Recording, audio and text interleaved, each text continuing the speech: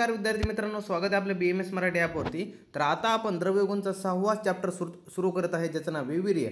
आता वीर्याचा आपल्या पेपरमध्ये वेटेज ACQ साठी आपल्याला यावरती क्वेश्चन विचारला जातो। यावरती आपल्याला फक्त ACQ साठी क्वेश्चन पेपरमध्ये UTला विचारला जाणार आहे। आता बघूया वीर्य म्हणजे काय, सुरुवातीला कन्सेप्ट जाणून घेऊया। आता वीर्य म्हणजे काय, कोणताही आपल्याकडे द्रव्य असतो, कोणताही या निसर्गात प्रत्येक गोष्ट एक द्रव्य आहे। तुम्ही द्रव्य, मी द्रव्य, हा मनुष्य द्रव्य, त्यानंतर एखादी वनस्पती द्रव्य, एखादा पेन हे द्रव्य, त्यानंतर वही द्रव्य, जी काही वनस्पती आपले जे काही द्रव्य म्हणजे आपल्याला निसर्गात पाहायला मिळतात, सजीव निर्जीव हे सगळे काही द्रव्य असतात।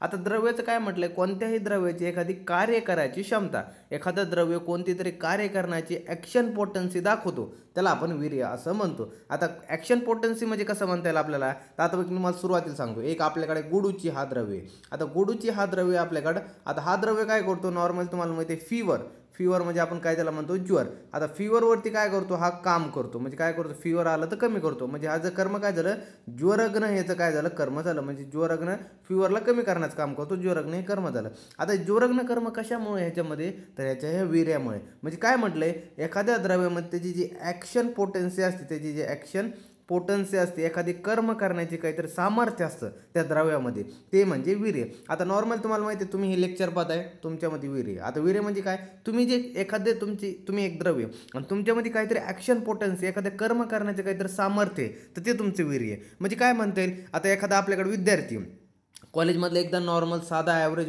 विद्यार्थी, एक मुलगा, आता हा काय केला, ह्याला सगळेजण नाव ठेवत होते, तो पास होऊ शकत नाही, असं तसं हे ते, तर ह्याने काय केलं, नॉर्मली काय केलं, खूप अभ्यास वगैरे केला आणि अभ्यास करून काय केलं, कॉलेजमध्ये डायरेक्ट फर्स्ट रँक आणली, कॉलेजमध्ये डायरेक्ट काय आणली, फर्स्ट रँक आणली, म्हणजे टॉपरला पण मागं टाकलं, फर्स्ट रँक आणली, म्हणजे ॲव्हरेज विद्यार्थी होता हा। आणि हा तर मग याचं कसं झाली बाबा, फर्स्ट रँक का आली, तर हा विद्यार्थ्यामध्ये काय होता, एक वीर्य होता। वीर्य म्हणजे काय होतं, त्याची ॲक्शन पोटेन्सी होती, याने स्वतःवरती एवढं मेहनत केली, ॲक्शन पोटेन्सी, स्वतःचं कर्म दाखवलं, स्वतःची ॲक्शन पोटेन्सी दाखवली, तर त्याने काय झालं, त्याची फर्स्ट रँक आली। त्याच प्रकारे एखादा आपल्याकडे द्रव्य असो, जसे की गुडूची वगैरे झाले, ते जे कर्म दाखवतात, जसे काय म्हणतो, गुडची आपली ज्वरग्न झाली। आणखी एखादं घ्या, जसं की आपल्याकडे दूध आहे, तर दूध काय करतं, आपलं बल्य, म्हणजे आपल्याला शरीराला ताकद देण्याचं काम करतं, म्हणजे बल्य आहे आपल्यासाठी। तर हे कशामुळं, तर बल्य ताकद का देतं, तर त्याच्या वीर्यामुळं, म्हणजे दूध हे त्याचं काहीतरी कर्म दाखवते, तर ते कर्म म्हणजे काय दाखवणं, तर ते ॲक्शन दाखवणं, तर ते म्हणजे वीर्य। आय होप तुम्हाला एक कन्सेप्ट क्लिअर झाली असेल। वीर्य म्हणजे काय, एखादी द्रव्याची ॲक्शन पोटेन्सी, एखाद्या द्रव्याची काहीतरी कार्य करण्याची क्षमता, ते म्हणजे आपलं वीर्य। एखादा विद्यार्थी जरी असला, तो विद्यार्थी त्याच्या शैक्षणिक जीवनात जो एखादी काय म्हणते ना, आपल्या काय म्हणते ना, अविश्वसनीय गोष्ट, म्हणजे त्याच्यावर आपण विश्वास पण करू शकत नाही, अशी काहीतरी गोष्ट करून जातो, तर ती गोष्ट का करतो, त्याच्या आतल्या ॲक्शन पोटेन्सीमुळं, आणि त्याच ॲक्शन पोटेन्सीला आपण वीर्य असं म्हणतो, त्याच ॲक्शन पोटेन्सीला वीर्य असं म्हणतो। नॉर्मल तुम्हाला एक सांगतो, शुक्र आणि आर्तो, आता शुक्र आणि आर्तो हे आपले ओहम असतील, हे आपला शुक्र असतो। आता नॉर्मल काय होतं, ह्या दोन्हीपैकी ज्यांचं वीर्य उत्तम असेल, आता नॉर्मल तुम्हाला माहिती आहे, ओहम एक असते, शुक्र किती 200 ते 300 मिलियनपर्यंत एवढी शुक्राची संख्या असतात। नॉर्मली जेव्हा जेव्हा गर्भ उत्पत्ती होते, त्यावेळेस शुक्राची संख्या किती अशी 200 मिलियन टू 300 मिलियनपर्यंत त्यांची संख्या असते। आता ह्या सगळ्या शुक्रामध्ये ज्या शुक्राचा वीर्य उत्तम असेल, म्हणजे ज्याची ॲक्शन पोटेन्सी चांगली असेल, तोच वीर्य काय करतो, ही जी ओहम आहे तिला फर्टिलाइज करतो, आणि फर्टिलाइज झाल्यावर मग नंतर काय होतं, तिथं गर्भ जो काय होतो उत्पन्न होतो, तिथं गर्भ उत्पन्न होतो। त्याच प्रकारे हे वीर्य म्हटलं, एखाद्या द्रव्यामध्ये जी त्याची ॲक्शन पोटेन्सी असते, ॲक्शन पोटेन्सी म्हणतोय बरं, वीर्याशी त्या वीर्याशी कंपेअर करू नका, की वीर्य म्हणजे ते मनुष्यामधला वीर्य, त्याला नाही म्हणत मी, ज्या द्रव्याची जी ॲक्शन पोटेन्सी असते, कोणत्याही द्रव्याची काही पण असू दे, ॲक्शन पोटेन्सी, तो काहीतरी कर्म करून दाखवतोय, तो म्हणजे काय झालं, आपलं वीर्य होय।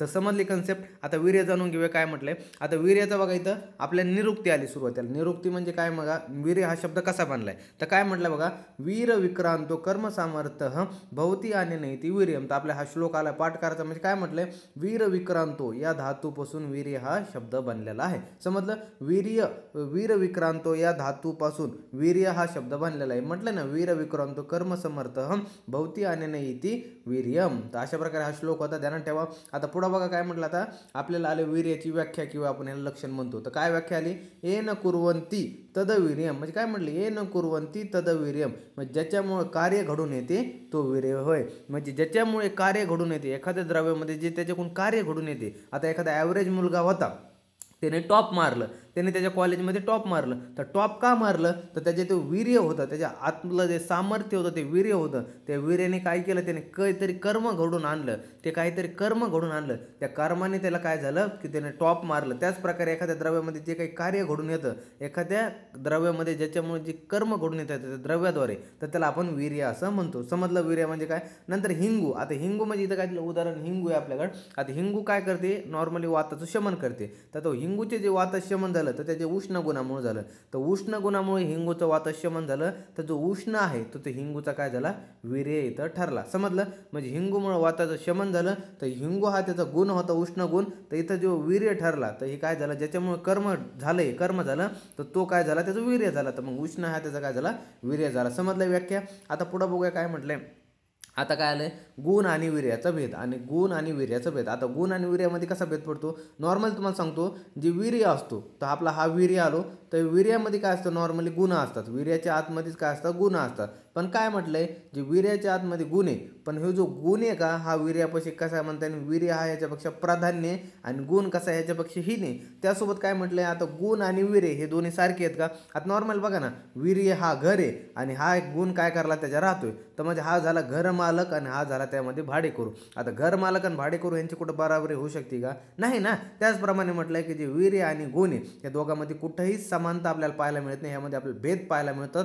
त्यामुळे आपण गुण आणि वीर्य ह्यामध्ये भेद पाहतो. आता बघा काय म्हटलं भेद, की वीर्यामध्ये गुणांचा जरी उत्कर्ष सांगितला असला तरी गुण आणि वीर्य यांच्या पुढील प्रमाणे भेद आढळून येतात. आता काय म्हटलंय, गुणामध्ये वीर्यामध्ये वीर्यामध्ये जरी गुणांचा उत्कर्ष म्हणजे जर सारखेपणा जरी सांगितला असला तरी नॉर्मल जो वीर्य आहे त्यामध्ये आपल्याला काय म्हणतात, काहीतरी ह्यांच्या दोघांमध्ये गुण आणि वीर्यामध्ये आपल्याला काहीतरी प्रमाणभेद आढळून येतात. म्हणजे काहीतरी थोडेफार डिफरन्स पाहायला मिळतात. आता कोणते डिफरन्स पाहायला मिळतात, गुण हे वीर्याच्या तुलनेने कमी बलवान असतात.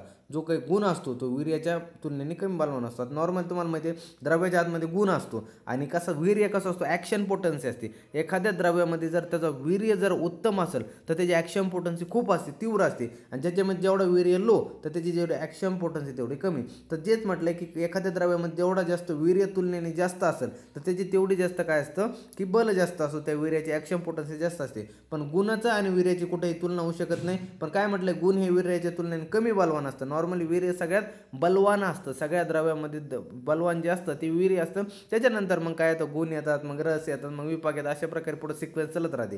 तर त्या तुलनेमध्ये पाहायला गेलं तर वीर्य कसं असतं, सगळ्यात बलवान असतं. समजलं. नंतर काय म्हटलं, जे गुण बलवान आणि कार्यकारी असतात ते वीर्य म्हणून संबोधले जातात.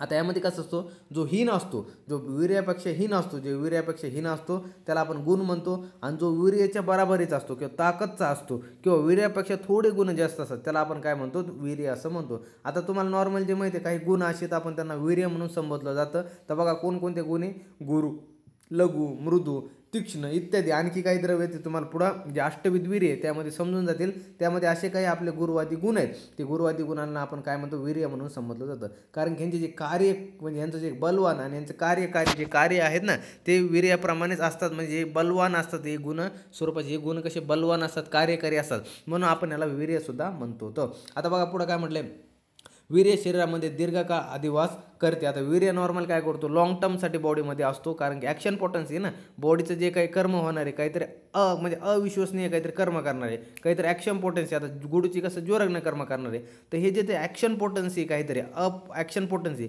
तर ते काय असते, दीर्घकाळ असते, म्हणून हा वीर्य दीर्घकाळ राहतो. पण गुणांचं तसं नाही. नॉर्मली गुण जर पाहायला गेले बॉडीमध्ये खालीवर होत चालतात. कधी स्निग्ध जास्त वाढतो, कधी गुरु कमी होतो, कधी लघु जास्त वाढतो. ते गुण खालीवर होत राहतात. त्यामुळे काय असतो की जो वीर्य असतो तो बॉडीमध्ये दीर्घकाळ वास करतो. आणि जे गुण असतात त्यांचं काही सांगता येत नाही. कधी पण एक तर चले तो चांद तक नाही तर शाम तक असा खेळ असतो. तर बघा पुढं काय म्हटलंय, शरीर गुणामधील जे 20 असतात, तर शरीर गुणामधले जे 20 गुण असतात त्यापैकी आपण नॉर्मली 2च गुणांना काय करतंय की विविध आचार्याचे मते तुम्हाला पुढे जाऊन शिकायचे, अष्टविध वीर्यवाद, द्विविध वीर्यवाद. तर त्यामध्ये काय केलंय, नॉर्मली जे 20 गुण आपले गुरुवादी जे गुण आहेत, 20 गुण शरीर गुण म्हणतो आपण त्याला. तर त्या 2च गुणांना आपण नॉर्मली वीर्य मानतो. कोणकोणते, शीत आणि उष्ण. आता नॉर्मल तुम्हाला माहिती आहे 2च वीर्य आपण मानतो, शीत आणि उष्ण जे तुम्हाला आता आपलं सेकंड टर्मचा सिलेबस सुरू होईल त्यामध्ये आपल्याला कळून जाईल शीत आणि उष्ण वीर्याचे काय होतात आपल्या सिलेबसला ड्रग्स आहेत. नॉर्मल दोनच वीर्य असतात, कोणतेही द्रव्य फक्त शीत आणि उष्ण वीर्याचे असतं आणि त्यानंतर मग आपण त्याचे विभागानुसार मग भेद करतो, मधुर विभागाचे,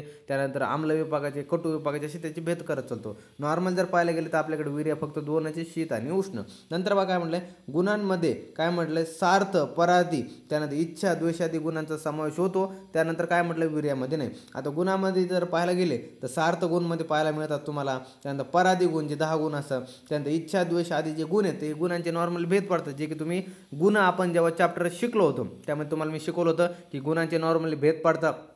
तर अशा प्रकारे गुणामध्ये भेद पडतात, पण वीर्यामध्ये तसे काही भेद नसतात. जसं की सार्थ, पराधी असले काही गुणामध्ये भेद नसतात. गुणांचे फक्त येत असतं की गुण आपले वीर्याचे हेच भेद असतात की शीत आणि उष्ण एवढेच भेद असतात. हे असे सार्थ, पराधी, इच्छा, द्वेषादी असले काही गुणांचे भेद नसतात. समजलं.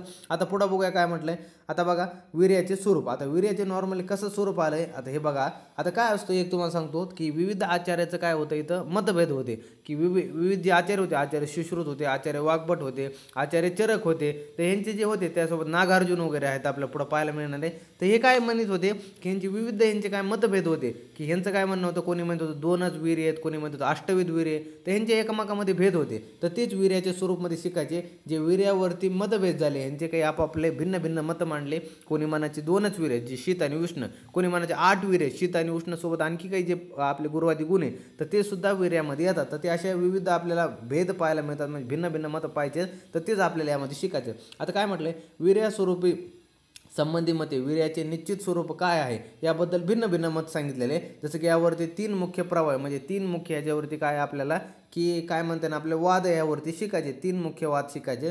पहिला आपल्याकडे येतो गुणवीर्यवाद. आता गुणवीर्यवादमध्ये काय म्हटलं हे आचार्य चरक, सुश्रुत आणि वाग्भट हे ध्यानात ठेवा. गुणवीर्यवाद कोणी सांगितला हा MCQ लिहू शकतो की गुणवीर्यवाद आचार्य चरक, सुश्रुत आणि वाग्भट यांनी गुणवीर्यवादाचा पुरस्कार केलाय, म्हणजे यांनी मान्य केलेलं आहे एक प्रकारे. यांना मान्य की गुण आणि वीर्यवाद. आता बघा काय म्हटलंय. आता पुढं बघा. आता पुढे येतो आपल्याकडं शक्ती मात्रा वीर्यवाद. आता शक्ती मात्र वीर्यवाद म्हणजे काय म्हटलंय, हा श्लोक पाठ करा. काय म्हटलंय, वीर्य तू क्रियते येन क्रिया ना वीर्यम कुरुते किंचित सर्वा वीर्याकृत हा क्रिया. तर अशा प्रकारे हा श्लोक आला चरक सूत्रस्थानमधला. म्हणजे यात काय म्हटलंय, चरक आचार्यांच्या मते वीर्याचे स्वरूप काय द्रव्यातील एक शक्ती असे आहे, तर द्रव्यस्थित रसविपाकांची कर्मे या शक्तीमुळेच घडून येतात. नॉर्मल काय म्हणतात ते की आचार्य चरक म्हणतात द्रव्यामध्ये एकच शक्ती असते आणि त्या शक्तीमुळेच काय होतं नॉर्मली प्रत्येक द्रव्य आपापलं कर्म करतो. जसं की आपल्याकडे गुडूची जर द्रव्य घेतलं तर गुडूची काय करतो, ज्वरक नाही कर्म करतो. जर दूध घेतलं तर बल्य कर्म करतो. तर हे काय म्हणलं, प्रत्येक द्रव्यामध्ये एकच शक्ती असते, ती शक्तीद्वारे तो काय करतो, त्याचं आपापलं कर्म करतो, त्याला आपण वीर्य असं म्हणतो. तर हे शक्ती मात्र वीर्यवादमध्ये सांगितलेलं आहे. बघा काय म्हटलंय, रसविपाकांची कर्मे त्यानंतर वीर्य या शक्तीमुळे घडून येतात. जे द्रव्य आश्रित काय असतात, रस विपाक जे असतात तर यांचे जे कर्म घडून येतात हे काय येतात, द्रव्याच्या आश्रित असलेल्या वीर्यामुळेच घडून येतात. नंतर काय म्हणतात ते की थोडक्यात द्रव्याची जी स्थिती म्हणून कार्य दिसतात ते वीर्यामुळेच होते. नॉर्मली जी द्रव्यामधले कर्म करण्याची पोटन्सी असते, ॲक्शन पोटन्सी असते, तर जी आपल्याला दिसून येते ती नॉर्मली वीर्यामुळेच असते. आता उदाहरण यांनी काय दिलं आहे बघा, गुडची द्रव्य घेतले तर तिथं काय तिक्तरस आपल्याला पाहायला मिळतो आणि त्यासोबत मधुर विपाक पण पाहायला मिळतो. आता मधुर विपाक हे पाहायला मिळतं, त्यासोबत आणखी ज्वरग्न कर्म पाहायला मिळतं आणि रसायनिक कर्म पाहायला मिळतं. आता हे त्यासोबत आणखी एक त्रिदोषज्ञ म्हणजे तिन्ही दोषांना कमी करण्याचं काम करतं. इत्यादी जे कर्म असतं तर तुम्हाला काय वाटतंय, तिक्तरसामुळे होत असेल, तुम्हाला काय वाटतंय मधुर विपाकामुळे होत असेल, तुम्हाला काय वाटतंय ज्वरग्न कशामुळे होत असेल, हे जे काही एखाद्या विपाक याच्या रसामुळे होत असेल का, तर नाही. तर ह्याचं कशामुळे चालतं, हे जे रस आहे, हे रस आहे, हे विपाक आहे, ह्यांच्या अंतर्गत जे काही कर्म घडून येतं, ह्यांच्यामुळे जे कर्म घडून येतं हे सगळ्यांना चालना कोण देतो, तर हे वीर्य चालना देतो. नॉर्मली कसं असतं, वीर्याचं जे अधिष्ठान असतं हे आपले जे सप्त पदार्थ असतात, कोणते द्रव्य गुणकर्म सामान्य विशेष समूह अभाव, हे जे आपले 7 पदार्थ असतात, या 7 पदार्थामध्ये काय सांगितलेलं आहे की वीर्याचं अस्तित्व सांगितलेलं आहे, म्हणजे अधिष्ठान सांगितलेलं आहे. आता काय करतो वीर्य, प्रत्येक त्या द्रव्याच्या गुणाच्या कर्माच्या ठिकाणी आश्रित असतो. मग तिथं काय करतो, बसून तो असे कर्म म्हणजे काय करतो, कर्म घडून आणतो. त्यामुळे काय होतं, जे रसामुळे कर्म घडतं, एखाद्या काय म्हणतात तुम्ही की मधुर रसामुळे काय होतं, कफाची वृद्धी होते. तर नॉर्मल तुम्ही जर पाहायला गेलं तर रसामुळे वृद्धी झाली का, तर नाही, हे चुकीचं आहे. रसामुळे वृद्धी नाही झाली. तिथं जर पाहायला गेला तो रस आहे, तर रसाला कोणी काम लावलं तर तो आपला असतो वीर्य. म्हणजे रसाच्या आश्रित असणारा जो वीर्य, वीर्यामुळे काय होतं, रस काय होतं, ॲक्टिव्ह होतं, ॲक्टिव्ह पोटेन्सी येते त्यामध्ये आणि त्यामुळे कफाची काय होती, वृद्धी होते. त्यामुळे काय होती, कफाची वृद्धी होती.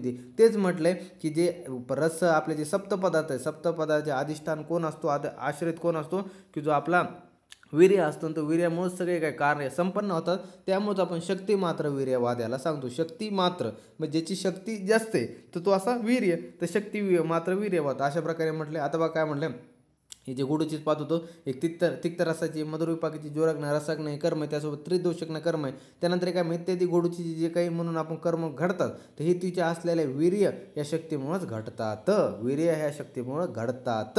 ताई काय म्हटलंय, वीर्य या शक्तीमुळं घडतात.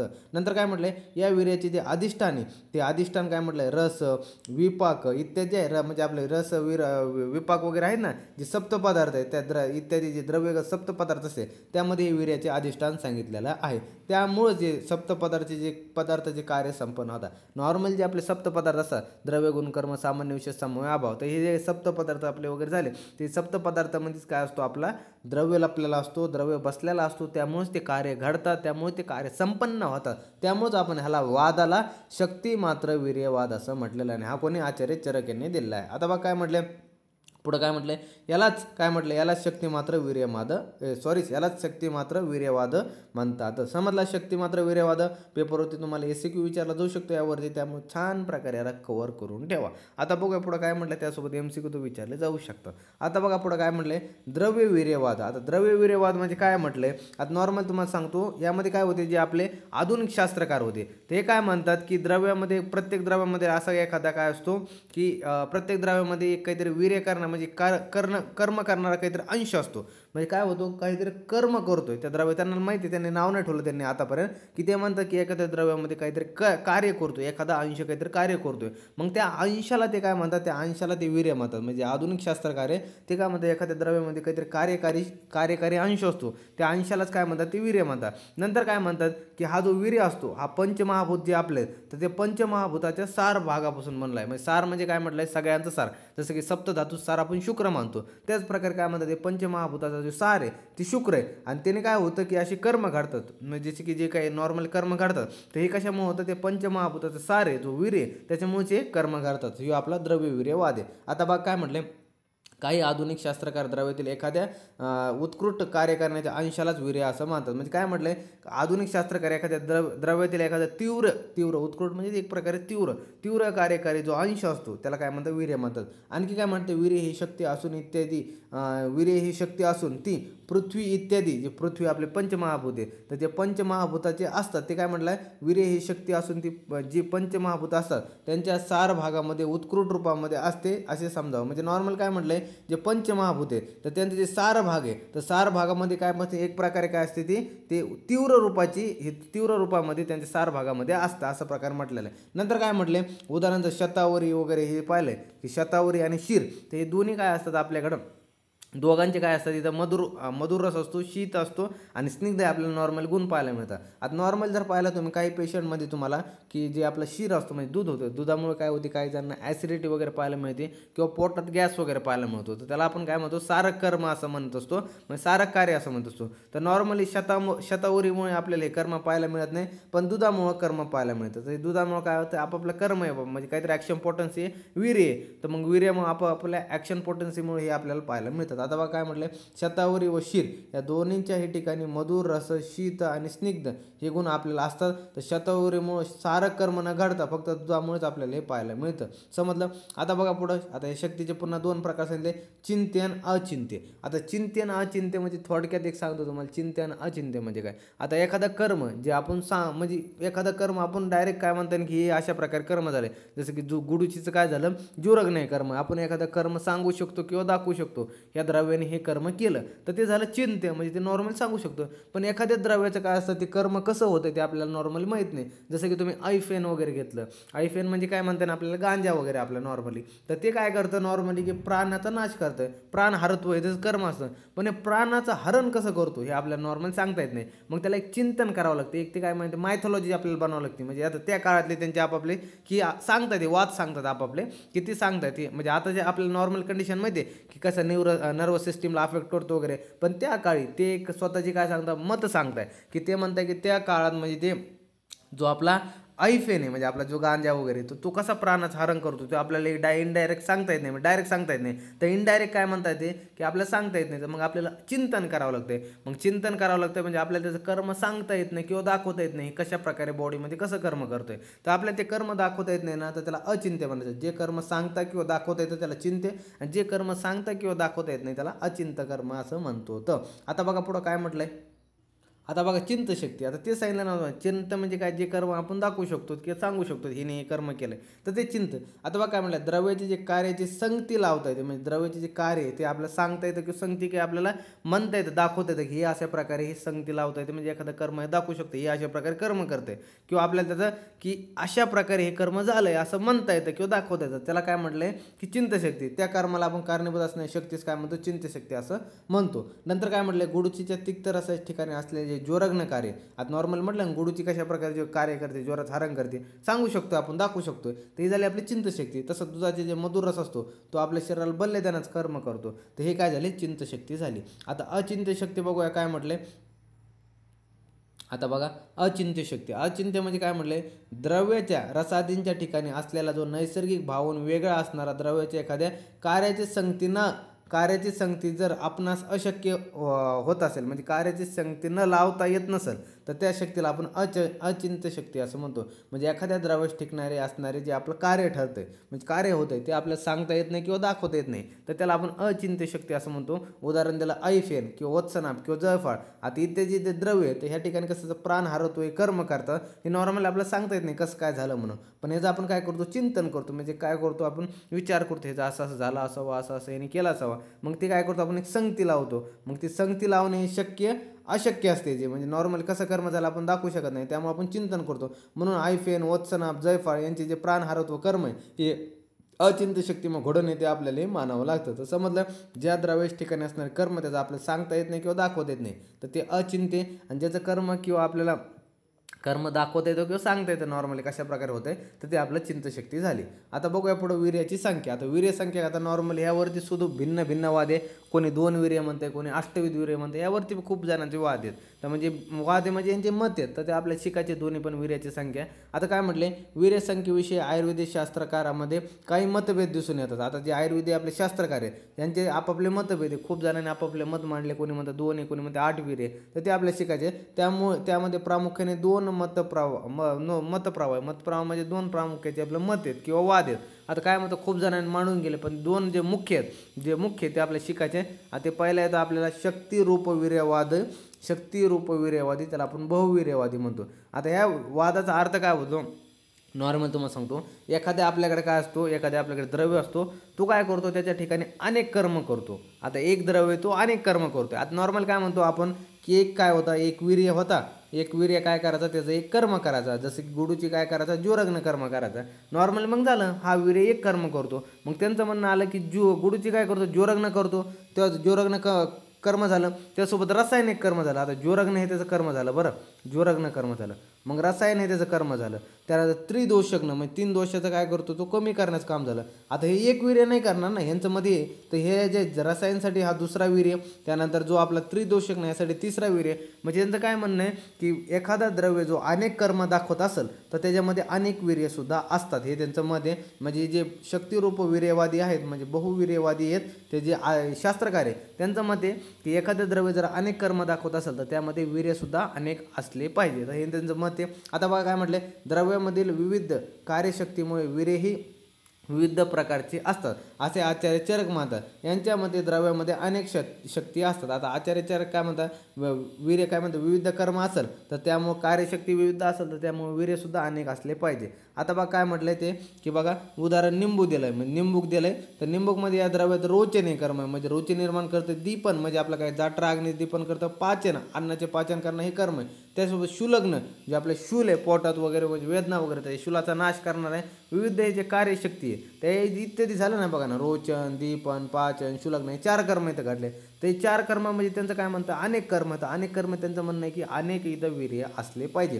त्या विविध कार्यशक्तीमुळे निंबुकात वीर्यही अनेक आहेत असे मानावे लागते. हे काय झालं, आपलं बहुवीर्यवादी मत झालं. आता बघा काय म्हटलं ताई, अशा प्रकारे द्रव्यात अनेक कार्यकारी शक्ती आढळून येतात, म्हणून वीर्य ही अनेकवादी अनेकविध आहेत असे मानावे लागेल. म्हणजे काय म्हटले, अशा प्रकारे द्रव्यात अनेक कार्यकारी शक्ती आढळून येतात, म्हणून वीर्य ही द्रव्यामध्ये जे अनेक असतात म्हणजे असं त्यांचं मानावं लागेल. असं आपलं बहुवीर्यवादी म्हणजे ते काय म्हणतात, नॉर्मली एक द्रव्य नॉर्मली जास्त म्हणजे अनेक असे कर्म दाखवत असेल तर त्यामध्ये वीर्यसुद्धा अनेक असले पाहिजे. तर अशा प्रकारे आपण इथं टोटल याचे काय पाहिलेला आहे. आपण आता पुढच्या व्हिडिओमध्ये काय परिभाषिक वीर्यवाद हे पाहूया. तर आजच्या व्हिडिओसाठी एवढंच होतं. पुढच्या व्हिडिओमध्ये हे पुढचा टॉपिक कव्हर करूया. भेटू पुढच्या व्हिडिओमध्ये. तोपर्यंत धन्यवाद.